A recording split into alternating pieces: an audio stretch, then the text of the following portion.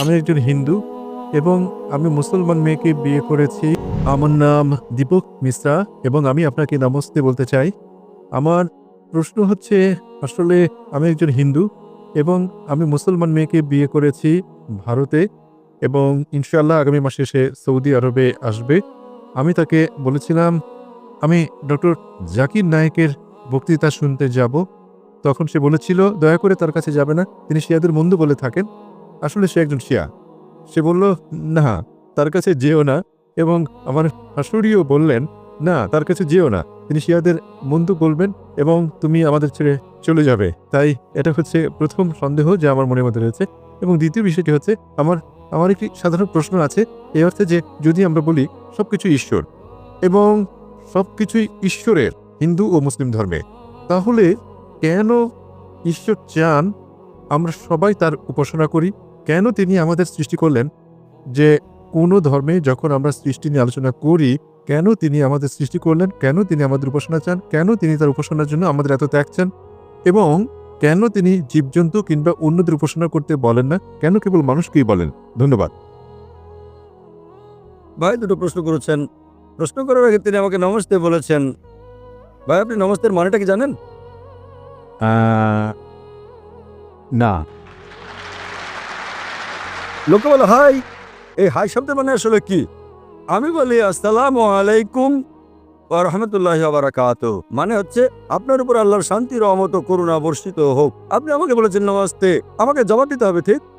এবং আমি জবাব না দিলে আপনি বলবেন কি ধরনের তিনি লোক, ঠিক?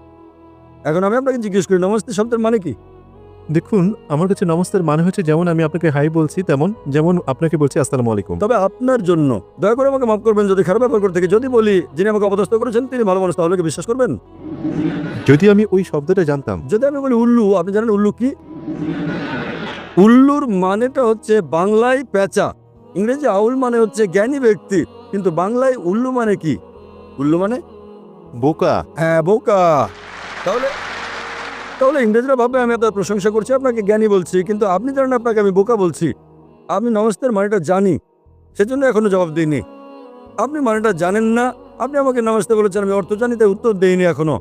নমস্তের মানে হচ্ছে সংস্কৃত ভাষার শব্দ ইদাম নামামে থেকে এটা এসেছে, মানে আমি আপনার কাছে নতজানু হই। আপনি কি আমার কাছে নতজানু হতে চান?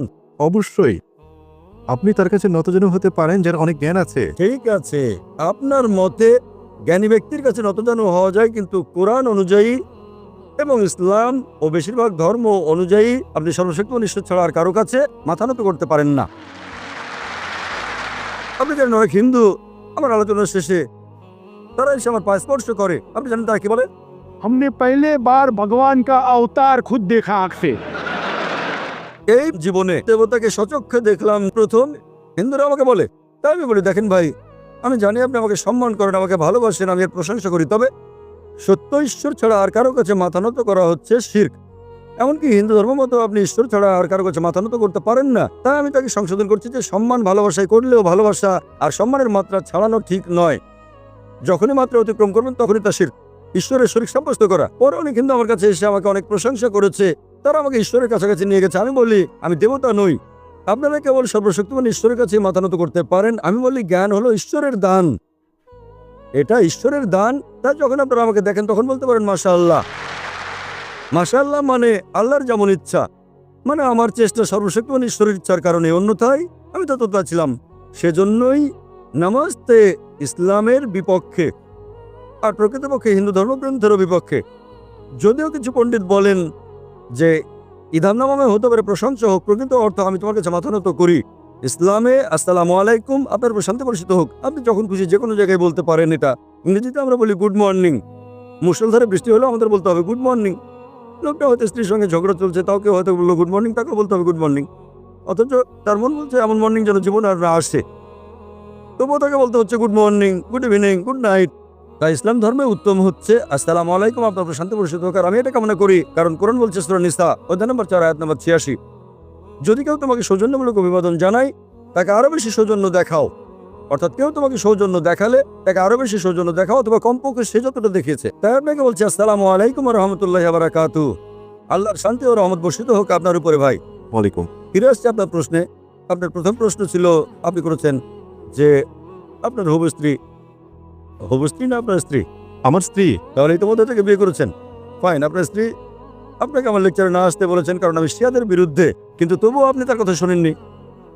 আপনি আমাকে অনেক পছন্দ করেন, আমি এর প্রশংসা করি। তবে তবে আপনি কি জানেন কেন শিয়া শব্দটি কোনো জায়গায় নেই কোরআনে? দেখুন, শিয়া সুন্নি এসব কোরআনে নেই। কোরআনে বলা হচ্ছে সূরা আলে ইমরান অধ্যায় নম্বর 3 আয়াত নম্বর 103, ওয়াতাসিমু বিহাবলিল্লাহি জামিআ ওয়া লা তাফাররাকু। আল্লাহর হাতলকে শক্তভাবে ধারণ করো এবং বিচ্ছিন্ন হও না। আমাদের মুসলিমদের দৃঢ়ভাবে আল্লাহর হাতলকে ধরতে হবে এবং আমরা পরস্পর বিচ্ছিন্ন হব না। এবং সর্বশক্তিমান আল্লাহ কোরআনে বলেছেন সূরা আনাম অধ্যায় নম্বর 6 আয়াত নম্বর 159 যে হে নবী, যে ইসলাম ধর্মের বিভক্তি সৃষ্টি করে তার ব্যাপারে আপনার কিছু করার নেই। আল্লাহ তার বিষয়টি দেখবেন শেষ বিচারের দিনে। তাই ইসলাম ধর্মে বিভক্তি সৃষ্টি করাটা হচ্ছে নিষিদ্ধ। সুতরাং যে ইসলাম ধর্মে বিভক্তি সৃষ্টি করে সে কোরআন এবং সুন্নাহর বাইরে চলে গেল। আপনি আপনার স্ত্রীকে বলুন, ডক্টর জাকির নায়েক বলেছেন শিয়া সুন্নি বলে কোনো কথা নেই।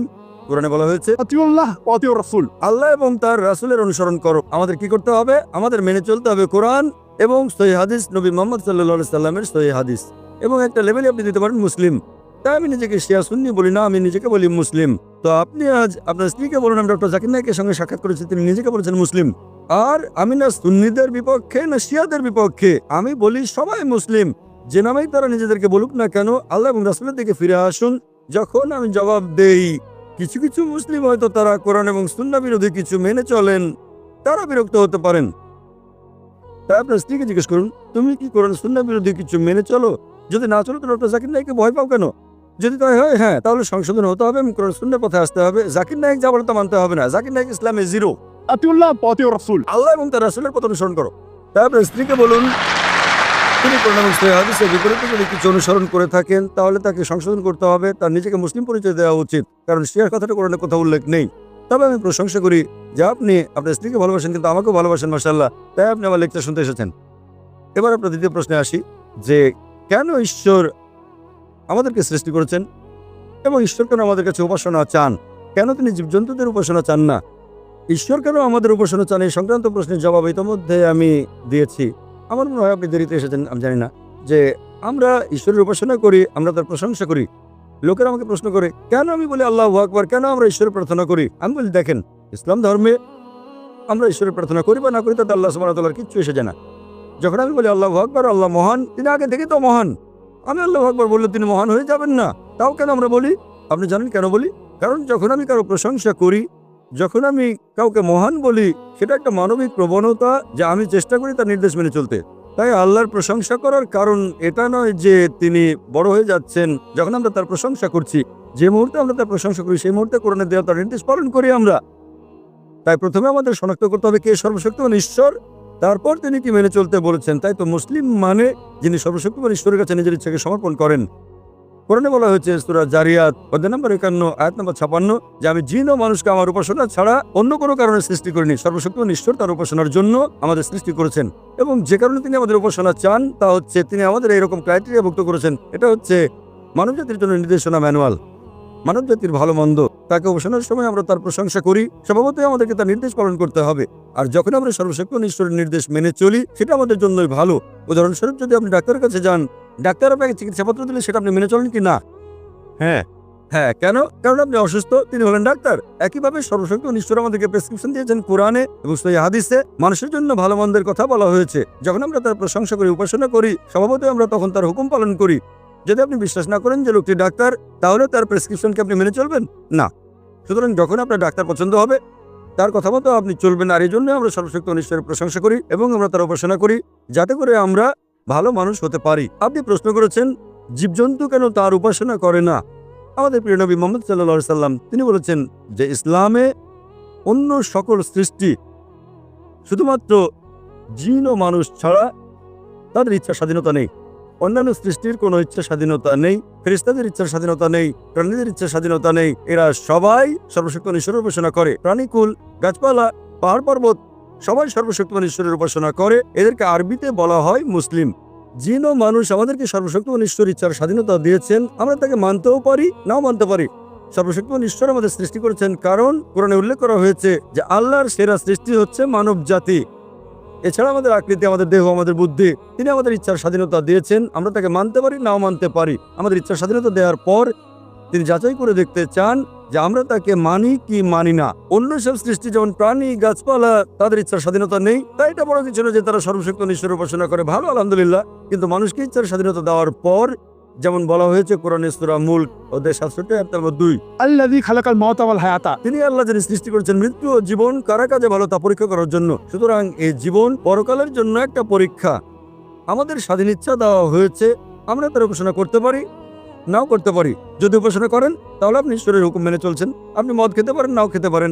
যদি আপনি মদ না খান তাহলে ঈশ্বরের হুকুম মানলেন। তাহলে এইভাবে সর্বশক্তিমান ঈশ্বর আপনাকে করণীয় বর্জনীয় ঠিক করে দিয়েছেন, খুব অল্প সংখ্যক, আর অবশিষ্ট সবকিছু আপনার ইচ্ছাধীন। তাই এইসব করণীয় বর্জনীয় বিষয়ের প্রতি যত্নবান হলে আপনি হুকুম মেনে চললেন, তার উপাসনা করলেন এবং আপনি পরীক্ষায় উত্তীর্ণ হবেন। এই জীবন পরকালের জন্য একটা পরীক্ষা।